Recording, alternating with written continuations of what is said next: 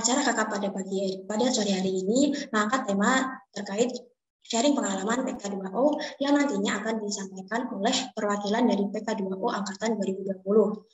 Baik, sebelum kita mulai acara, bagi teman-teman yang tidak berhalangan, mohon untuk on cam. Langsung saja untuk penyampaian pemateri yang pertama, yaitu akan disampaikan oleh Sania. Kepadanya dipersilakan. Ya, baik. Terima kasih atas kesempatannya. Saya izin share screen ya. Sama izin off cam juga.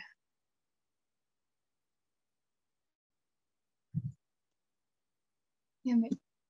Nah, bismillahirrahmanirrahim. Assalamualaikum warahmatullahi wabarakatuh. Selamat sore kakak-kakak dan teman-teman sekalian. Perkenalkan, saya Sania Ade Indrayani, perwakilan dari Angkatan 2020 di PK2O Bapin Yayasan KI. Nah, di sini saya cuman sharing aja kemarin apa yang saya dapetin gitu. Nah, untuk materi yang saya ingin sharingkan yaitu tentang peran lembaga ilmiah dalam pengembangan atmosfer keilmiahan yang kemarin disampaikan oleh Kak Muhammad Mufaiduddin. Beliau lulusan Undip dan kebetulan menjadi ketua Lembil di sana. Dan sekarang sudah menempuh pendidikan dokter. Nah, untuk pembahasannya kali ini ada peran lembaga keilmiahan, kemudian metode yang bisa diterapkan untuk pengembangan atmosfer keilmiahan, dan juga output yang bisa dikeluarkan dan bisa kita dapatkan. Ya, untuk pembahasan yang pertama tentang peran lembaga ilmiah itu sendiri. Nah, mengingat lembaga ilmiah ini sebuah organisasi ini memiliki dua makna ya, sebagai kata benda dan juga kata kerja. Nah, sebagai kata benda, organisasi ini bertujuan untuk mencapai tujuan bersama, kayak gitu. Kemudian sebagai kata kerjanya merupakan proses atau upaya untuk membangun organisasi tersebut. Jadi biar lebih berkembang lagi. Tentunya kalau misalnya Lembil sendiri berarti dia untuk mengembangkan atmosfer keilmiahan. Kemudian ada beberapa manfaat yang bisa diberikan kepada anggotanya gitu kan ya, sebagai anggota dari Lembil sendiri, yaitu ada relationship pasti, karena kan kalau misalnya udah terjun di Lembil, entah itu dari angkatan kita atau dari kakak tingkat pasti akan saling mengenal. Kemudian skill berpikir kritis secara tidak langsung, time management, karena pasti di Lembil ada acara, kemudian belum lagi ditambah akademik, jadi mau tidak mau harus membagi waktu sebaik-baiknya. Kemudian ada soft skill, problem solving, kan pasti dalam organisasi ada masalah, nah itu kayak bisa diselesaikan, bagaimana cara kita menyelesaikannya itu bisa dilatih juga di lembaga keilmiahan ini. Dan yang terakhir ada disiplin dan tanggung jawab. Sebenarnya masih banyak lagi, tapi mungkin itu yang ditampil. Nah, kemudian dalam peran lembaga keilmiahan ini, dia kan mengenalkan dan juga mengembangkan atmosfer keilmiahan. Nah, dia ini tidak hanya di fase preklinik ya gitu. Jadi ada itu praklinik ya. Jadi ada preklinik kayak masa studi ini bisa dengan mengikuti lomba-lomba gitu kan ya, ada preklinik dan juga klinik itu kayak bisa dengan tesis-tesis atau mungkin research paper yang ditugaskan gitu kan. Kemudian juga setelah wisuda, setelah lulus itu juga bisa diterapkan ilmunya yang diperoleh dari Lembil itu. Kayak misalnya kalau bekerja di suatu puskesmas, kemudian disuruh untuk mengedukasi dengan poster dan sebagainya, kita bisa terapkan ilmu-ilmu yang sudah kita peroleh di Lembil ini. Gitu. Nah, kemudian lanjut untuk yang kedua, tentang metode pengembangan atmosfer keilmiahan. Di sini disampaikan kalau sebenarnya metodenya itu setiap Lembil berbeda-beda ya. Ini cuma contoh aja salah satunya, yaitu ada analisis, desain, implementation, maintenance, dan juga planning. Nah, dari awal dulu tentang planning. Planning ini didefinisikan sebagai masalah ya. Jadi di dalam sebuah fakultas tersebut gitu, di dalam sebuah kelompok tersebut, masalah yang paling sering ditemui itu apa? Kayak misalnya ternyata orang-orangnya belum mengenal lebih jauh tentang keilmiahan. Nah, berarti masalahnya disebutkan harus dikenalkan lebih tentang keilmiahan itu seperti apa, cara menulis karya tulis ilmiah, membuat poster ilmiah, dan segala macam. Kemudian tujuannya seperti apa, dan ruang lingkupnya itu mau seberapa besar, kayak gitu. Mungkin hanya di lingkup fakultas atau gimana. Kemudian setelah memplanning, selanjutnya kita bisa menganalisis. Nah, analisis ini mendapatkan informasi terkait masalah tersebut ya gitu. Kalau misalnya dan melakukan pertemuan dengan pakar-pakarnya. Kalau misalnya tadi kan masalahnya belum terlalu mengenal tentang keilmiahan kayak gitu. Berarti nanti kayak harus cari nih pemateri yang sekiranya menarik dan unik untuk mengenalkan analisis, mengenalkan keilmiahan tersebut itu seperti apa, kayak cara menulis karya ilmiah yang baik dan benar seperti apa, terus susahnya di mana, cara mengatasinya seperti apa, dan segala macamnya. Kemudian yang ketiga itu mendesain. Nah, desain di sini itu membangun konsep, strategi pengembangan, kayak waktunya kapan yang tepat, tempatnya di mana, pelaksanaannya seperti apa. Jadi kayak menyusun proker gitu. Kemudian yang keempat ada implementasi ya, setelah desain pasti harus diimplementasikan kayak gitu, dilakukan. Nah, setelah diimplementasikan, kemudian kita lakukan maintenance, jadi kayak evaluasi gitu acara yang dibuat, itu plus minusnya di mana kayak gitu, kekurangannya harus diperbaiki itu di mana. Mungkin seperti itu. Nah, untuk yang ketiga, yang terakhir yaitu tentang output-nya. Apa yang bisa diberikan untuk anggota Lembil dan apa yang bisa kita dapatkan sebagai anggota Lembil tersebut. Nah, untuk output-nya itu bisa dalam bentuk program kerja. Nah, program kerja, kalau misalnya Lembil mengadakan program kerja itu harus disertai dengan indikasi keberhasilan juga. Nah, program kerja ini contohnya banyak banget, ada kayak workshop, terus perlombaan, penelitian multisenter, kemudian kayak pembimbingan ke pekan kreativitas mahasiswa, kemudian memberi informasi tentang conference, kemudian ada kayak pelatihan research paper, membuat research paper, edukasi di media sosial seperti TikTok dan lain sebagainya. Nah, di sini ada beberapa contoh yang kemarin disampaikan oleh Kak Muhammad. Itu ada dari Unismu yang di atas, kemudian ada yang dari UPNVJ, ada yang dari Unhas, ada yang dari FK UNER juga, dan ini yang Kiwi ini dari Innova itu International Conference gitu. Nah, kalau misalnya kemarin salah satunya itu ada kayak, mungkin ini yang menurut saya tertarik itu workshop yang dilakukan 10 kali gitu, jadi nggak cuma satu kali pertemuan, tapi dilakukannya tuh kayak berkala gitu selama 10 kali pertemuan. Kemudian diakhiri dengan lomba internalnya gitu antar anggota gitu. Itu untuk workshopnya. Jadi workshopnya ada macam-macam, ada yang journal reading, kemudian ada yang kayak menulis ilmiah juga, kemudian ada yang tentang desain kayak gitu. Untuk desainnya ada yang pakai Canva, ada yang pakai Adobe dan segala macamnya. Untuk materinya itu juga macam-macam, ada yang dari luar dan ada yang dari dalam juga. Mungkin itu outputnya. Nah, selain itu ada tambahan juga dari Kak Muhammad itu tentang peran Lembilnya itu yaitu menanamkan motivasi ke anggota-anggota Lembil. Jadi gimana caranya dari nol gitu, kemudian bisa menulis karya ilmiah dengan baik kayak gitu, bisa mempublikasikannya, mungkin menjuarai beberapa lomba-lomba, ikut international conference dan segala macamnya. Nah, pertama itu ada niat gitu kan, harus dicari niatnya benar-benar, maksudnya apa sih gitu kan ya, fungsinya saya melakukan ini dan segala macamnya. Motivasi itu harus pertama dicari dulu, kemudian belajar. Nah, belajar ini bisa dari mana saja katanya. Bisa dari workshop-workshop yang dilakukan, kemudian dari orang-orang sekitar dan segala macamnya. Dari YouTube juga bisa. Kemudian mulai menulis kayak gitu. Memang susah gitu kan ya. Tapi lama-lama bisa terbiasa katanya. Kemudian analisis kayak diberi ke orang lain, maksudnya ini udah bagus atau belum karyanya. Misal kalau kalian tulis ilmiah kurangnya di mana? Kalau misalnya poster berarti desainnya yang kurang seperti apa dan segala macamnya. Dan terakhir yaitu publikasi. Publikasi ini juga bisa bermacam-macam, bisa diikutsertakan lomba seperti tadi atau mungkin ikut PKM dan segala macamnya. Ya, mungkin itu yang bisa saya sampaikan. Kurang lebihnya saya mohon maaf. Terima kasih atas perhatiannya. Wassalamualaikum warahmatullahi wabarakatuh. Baik, terima kasih Sania atas pemaparan materinya. Untuk pemaparan materi yang kedua yaitu akan disampaikan oleh padanya, dipersilakan.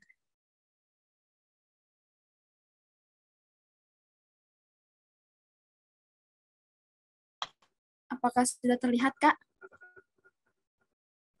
Sudah. Sudah ya. Oke. Assalamualaikum warahmatullahi wabarakatuh. Perkenalkan, saya Miftahul Khairia. Saya salah satu delegasi dari Bapeni SMK IPK 2O. Di sini saya akan sharing terkait materi yang sudah saya ikuti pelatihan selama 3 hari, yaitu lembaga ilmiah dalam pengabdian masyarakat. Nah, jadi kenapa pengabdian masyarakat dan kenapa kita sebagai mahasiswa kedokteran itu wajib untuk mengikuti pengabdian masyarakat? Nah, jawabannya itu ada di Tridharma Perguruan Tinggi. Jadi, pengabdian masyarakat itu adalah tujuan utama diadakannya pendidikan dan juga penelitian. Nah, untuk poin pendidikan, tentunya kita sudah sebelum kita berada di perguruan tinggi, pastinya kita sudah mengenyam pendidikan. Dan untuk penelitian, kita sebagai mahasiswa kedokteran pastinya sudah nggak asing lagi yang namanya penelitian. Dan juga ilmu yang didapatkan dari pengabdian masyarakat itu adalah ilmu berdasarkan hasil kontribusi kita kepada masyarakat. Dan juga pengabdian masyarakat ini sangat sulit untuk didapatkan karena tidak semuanya itu berkesempatan untuk melakukan pengabdian masyarakat. Nah, lalu yang ketiga, bagaimana caranya lembaga ilmiah ini dapat membangkitkan program kerja yang namanya pengabdian masyarakat? Jadi ada 3 jawabannya, ada prokja, konsep, dan juga tempat. Nah, untuk prokja sendiri atau program kerja, ini saya ambil dari USU, di mana USU itu memiliki 3 program kerja terkait dengan Pengmas ini. Ada Pengmas Akbar, sirkumsisi massal, dan juga relawan. Nah, untuk Pengmas Akbar ini, yang namanya juga Pengmas Akbar, pengabdian masyarakat.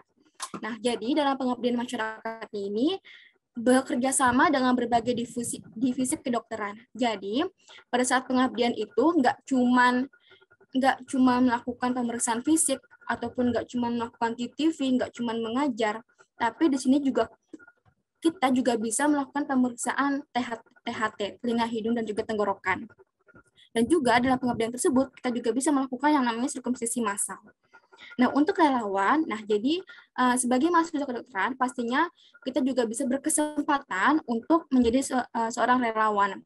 Contoh dalam berbagai kegiatan, kayak adanya demonstrasi, terus juga adanya bencana alam, seperti itu.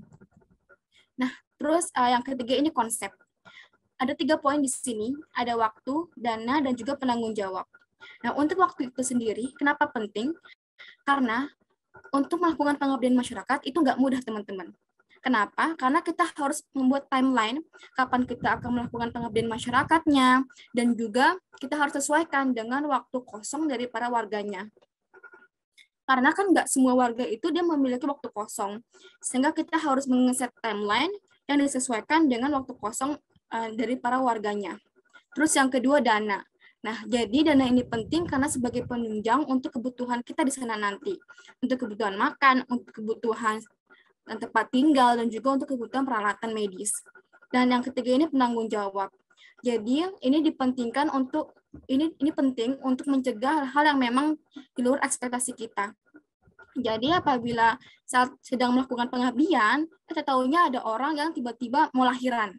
Nah, tentunya kita itu sudah harus mengeset bahwa ada sekelompok orang, mereka ini sebagai penanggung jawab.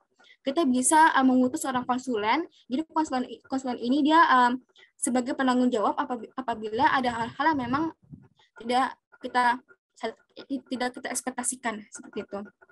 Nah, terus yang terakhir, ini adalah tempat. Nah, terkait tempat ini namanya juga pengabdian masyarakat. Mengabdi kepada masyarakat. Kita melayani kepada masyarakat, kita memajukan mereka. Tentunya kita harus memilih tempat yang memang memiliki kesenjangan sosial dan juga kesenjangan lingkungan. Seperti itu.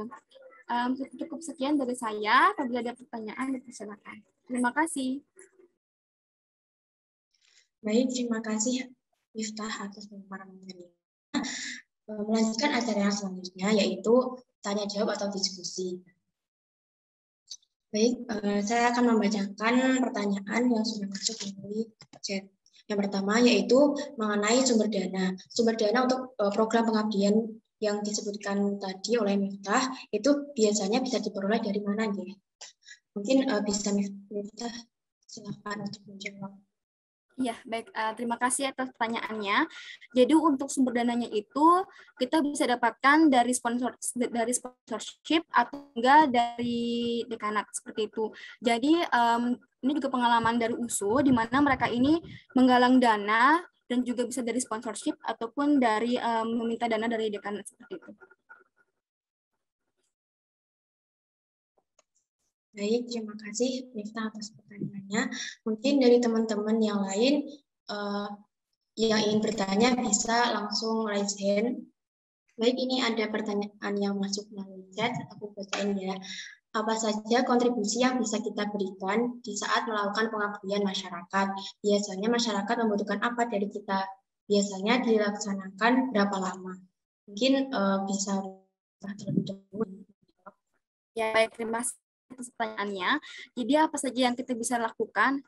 Kita pastinya tentu sudah belajar di TV. Kita bisa melakukan pemeriksaan fisik kepada mereka, kita bisa melakukan pemeriksaan seperti TTV, terus juga kita bisa mengedukasi kepada mereka dan kapan dan sama berapa lama. Jadi kita bisa melakukannya itu selama 3 hari. Jadi selama 3 hari itu kita bisa mengabdi kepada mereka dengan cara menerapkan secara langsung ilmu yang telah kita pelajari, atau bahkan karena kan dalam pengabdian masyarakat itu kan nggak cuma ada kontribusi dari kita aja, ada juga kontribusi dari para alumni yang mana notabene itu kan mereka sudah ada yang menjadi dokter. Nah, kita juga bisa turut andil dalam hal tersebut. Kita bisa belajar untuk pemeriksaan THT dan juga belajar untuk melakukan sirkumsisi massal seperti itu. Baik, mungkin dari Sania, apakah ada yang ingin ditambahin dari pertanyaan tadi? Ya, mungkin udah cukup ya dari ini. Baik, lanjut ke pertanyaan selanjutnya. Apa tanda ketika organisasi ilmiah yang kita jalani ini kehilangan semangat keilmiahannya? Mungkin bisa Sania yang menjawab. Baik, terima kasih atas pertanyaannya. Untuk tanda bahwa lembil ini tuh memiliki kayak penurunan kinerja gitu ya. Itu kan tadi ada dalam pengembangannya, ada beberapa metode yang salah satunya adalah maintenance. Nah, di dalam maintenance ini kan ada evaluasi yang bisa dilakukan, maksudnya kayak ketika udah melakukan proker gitu, atau mungkin juga evaluasi itu bisa dilakukan pada individunya. Nah, kita bisa melihat bahwa kalau misalnya dalam hasil evaluasi tersebut kinerjanya menurun atau tidak kayak gitu, kayak para anggotanya ini mungkin kayak kehilangan semangat gitu, kemudian lomba-lomba yang diikuti itu juga berkurang kayak gitu. Jadi kayak bisa dilihat dari minat para anggotanya sendiri, bisa juga di proker yang dilakukan. Ada pasti indikatornya juga ya, dari kuantitas maupun dari kualitasnya. Nah, itu bisa dilihat kalau misalnya skornya menurun, ya kita tahu lah pasti, wah ini ada salah di mana. Nah, itu harus dibetulkan gitu, didiskusikan lagi, diremuk lagi bagaimana caranya agar bisa menaikkan semangat dari lembaga keilmiahan tersebut. Jadi melalui maintenance itu tadi, melalui kayak assessment penilaiannya kayak gitu. Mungkin itu, terima kasih. Baik, terima kasih atas jawabannya. Mungkin ada juga yang ingin ditambahkan dari pertanyaan tadi. Sudah cukup, Kak. Baik, selanjutnya dari teman-teman, apakah ada lagi yang mau bertanya? Bisa langsung raise hand atau chat melalui Zoom. Baik, karena sepertinya sudah tidak ada lagi yang ingin ditanyakan oleh teman-teman, untuk sesi tanya-jawab sudah diakhiri ya teman-teman. Jadi sebelum mengakhiri kakak pada sore hari ini, mari kita tutup dengan bacaan istighfar dan doa kafaratul majelis.